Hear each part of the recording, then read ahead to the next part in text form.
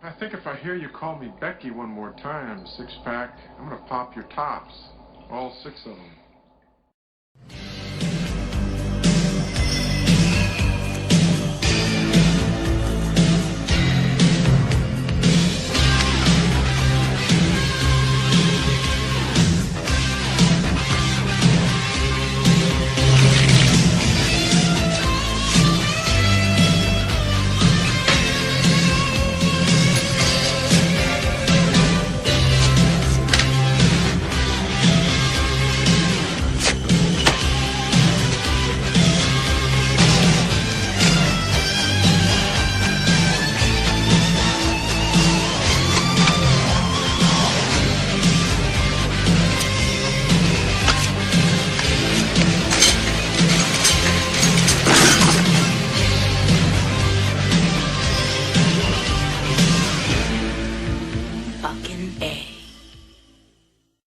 One cold night, science and evil collide. Oh yeah.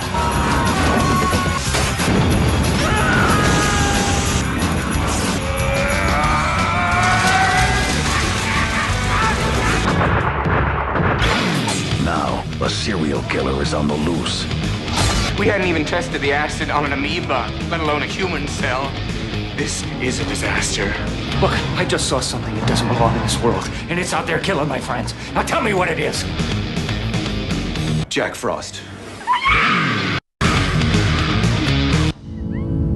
think Jack's about to make an entrance.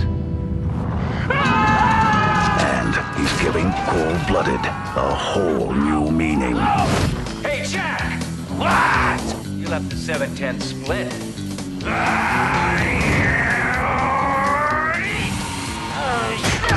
Hell has just frozen over.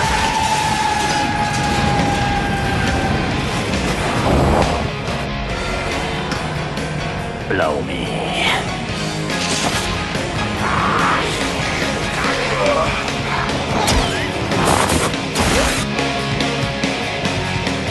Jack Frost. Look, Ma! I'm a Picasso!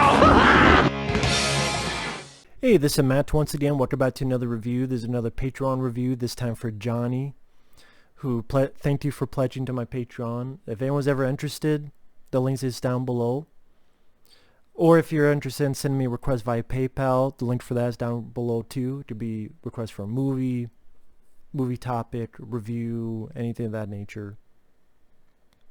But the film today is Jack Frost from 1997, and I remember seeing this quite a few years ago and having fun with it, and I still had fun with it. Like this, it's a silly movie. It's a low-budget movie. Very, very silly. You could call it cheesy. Bad, it's good. You know what? This is what Sci-Fi Channel films should be. Films like this, where, yeah, there's silly ideas, but they're still fairly fun. I actually thought some of the effects for a low budget was pretty damn decent, since they had no money. And I just see there's a bit of...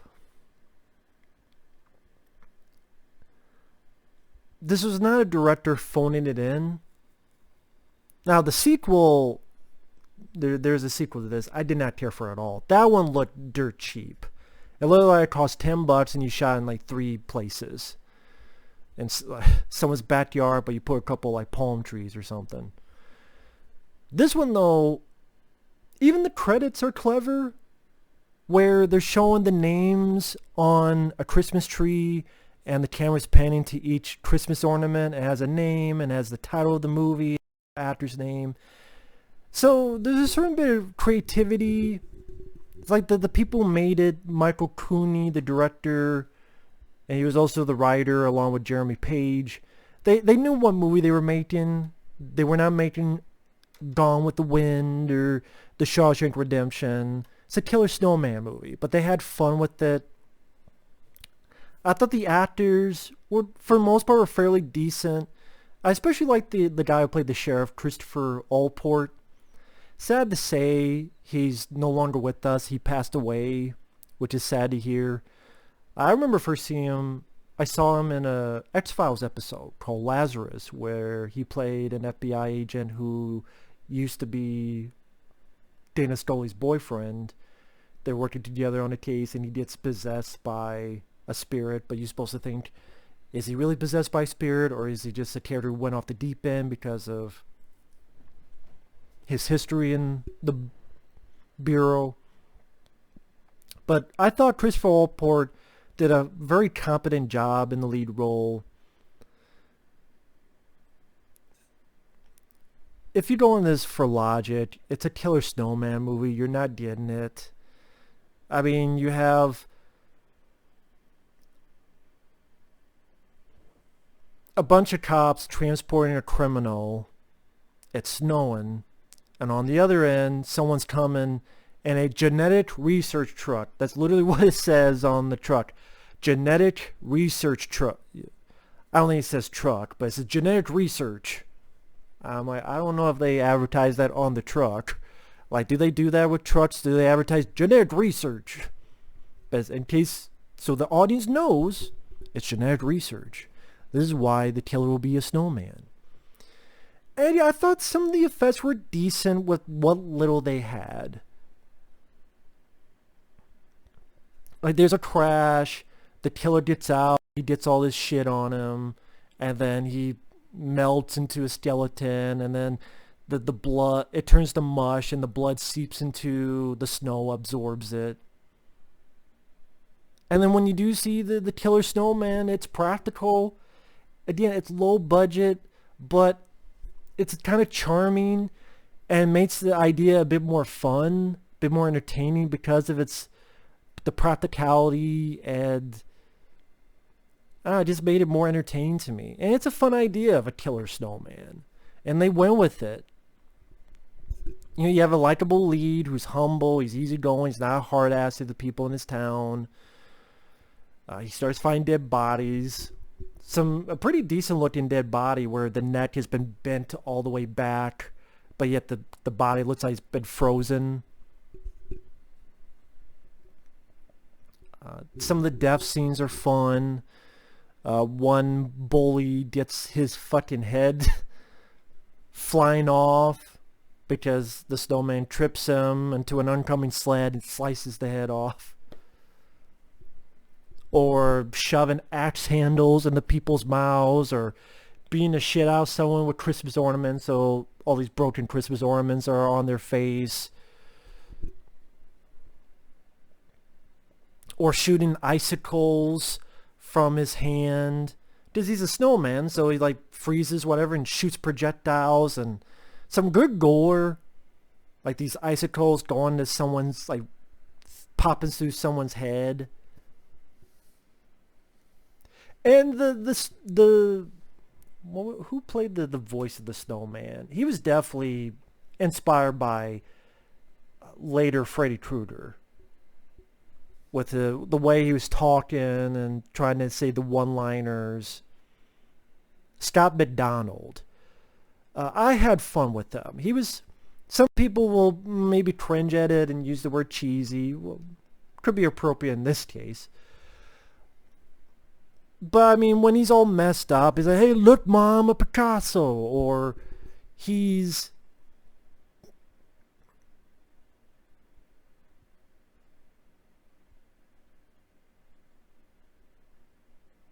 talking to someone. He's like, well, it ain't fucking Frosty. I did see why it would be cringe, but I don't know, the way the guy delivered it, some of it just so goofy. I'm the world's most pissed off snow cone.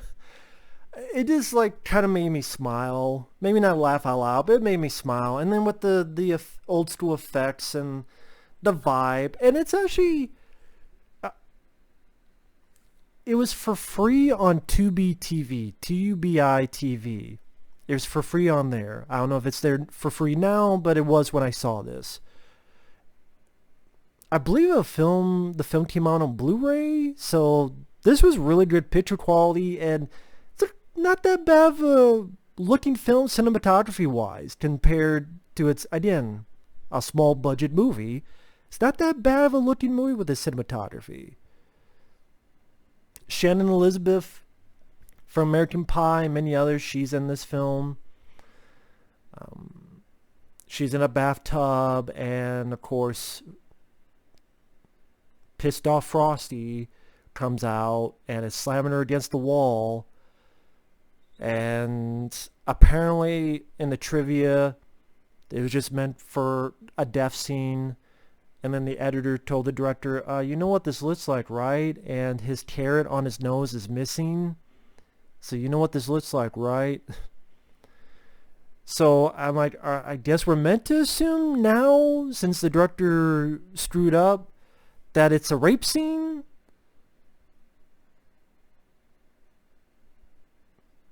Maybe that's why they added lines like, oh, sorry, Christmas came a little early this year. I mean, I guess you just say the most humorous rape scene in film history. If that's the thing. It's definitely memorable. I don't know. I wasn't offended by it or anything. I'm sure some people will and teach their own. I just... Maybe it's just how goofy it is and how it was filmed, and there's no up-close bullshit. It didn't go forever. It just... I could deal with it. And again, it was kind of more than anything. I thought there were some lines that were pretty good in this movie. It's like someone goes, "Mother of God," and he's like, "Nah, the bitch couldn't make it." That did make me laugh. You know, "Mother of God," nah, bitch couldn't make it. I mean, you have your heroes fighting it off with blow dryers that's melting him, and even, you know, melting part of his face off. You have one moment where you get the idea that it's gone inside this guy's body, and you see like a nice practical effect of the net bulging and then just puking up all this snow. I do wish the hero was fighting the snowman a bit more at the end. I would like to have seen maybe he has a shotgun, and granted it won't do anything, but just to slow it down, just pumping some shotgun or handgun bullets into Frost. I would say shotgun, like blowing an arm off, blow a piece of head off here, a piece of head off there, maybe explode the head and then have another head pop up. That'd be a fun idea. Make the head explode,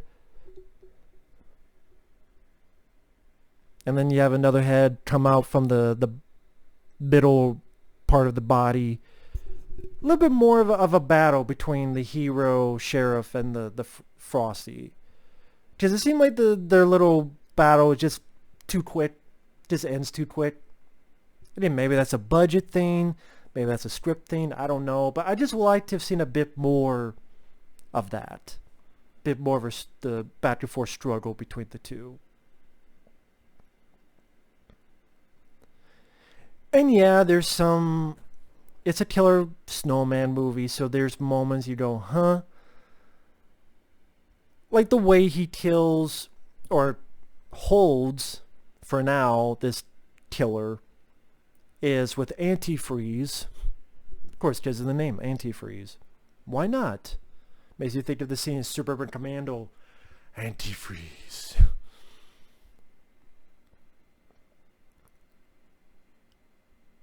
What happens is the lead pushes the snowman. They both fall into this big puddle of antifreeze. And then his kid gets dunked in it. And I'm going, if you get dunked into a vat of antifreeze, I have a feeling you're not going to come out of it okie dokie perfectly fine. Whether you're blinded or your skin's fucked up or something, it's going to be fucked up. But, you know, the sheriff is fine.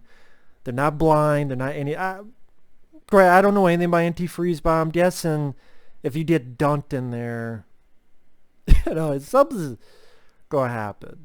Again, maybe that's just me. But again, then you ask yourself, are you looking for logic at a movie about Killer Snowman? And yeah, I thought the actors did their jobs fine. Most of them. I mean, Shannon Elizabeth is not the greatest actress, but she's only in a bit part. But the lead actress for Allport, they did their jobs well. It's a short film. It has a fun sense of humor to it. Like, this humor I'll deal better than, say, a fucking Leprechaun movie, which, I'm sorry, Warwick Davis annoyed the shit out of me. That's why I ranted on all those movies. I fucking hate the Leprechaun films. If you don't know why, watch my reviews. The rants are still up. At least the first 6, 7 that Warwick Davis did. I didn't see the new ones, because I don't care. I don't care. But for a silly, goofy, R-rated horror film about Killer Snowman, I think it's a lot better than it has any right to be. I really do.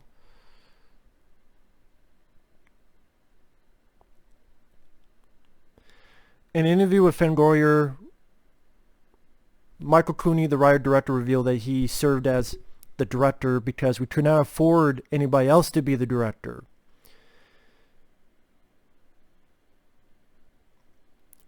Michael Cooney references the Campbell Soup's commercial Let It Snow and notes that the commercial had a budget 3 times that of this film.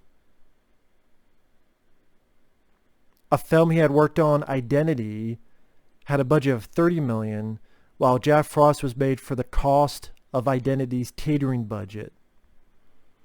Now, I'm not a fan of Identity, but I said that because just to stretch out the point that you can do a lot with a low budget. And I thought this film knew its limitations, had fun with its effects, had some gore in there, had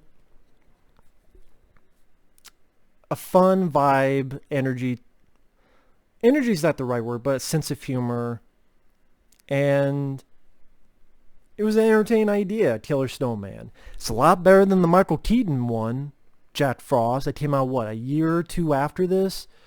Like, if you want a good Jack Frost film, go watch this, not the Michael Keaton one. I love Michael Keaton, but not that. Apparently, there was talks of a 3rd movie, but sadly, Christopher Allport, the star, passed away in 2008, which is too bad. And yeah, this has a Blu-ray from Vinegar Syndrome, which I would like to get one day. I would like to add this to the collection and check out the features, because there's an audio commentary, and there's interviews with the guy who played Jack Frost, as well as the DP. Yeah, I would like to get the Blu-ray of this sometime. This was a fun movie. It's an entertaining film.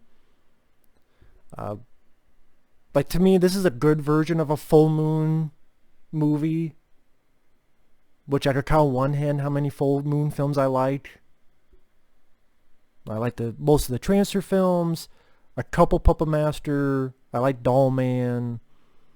Again, count on one hand. But yeah, I had quite a bit of fun with this. But either way, thanks for watching. Take care. And we will see you guys in the next video.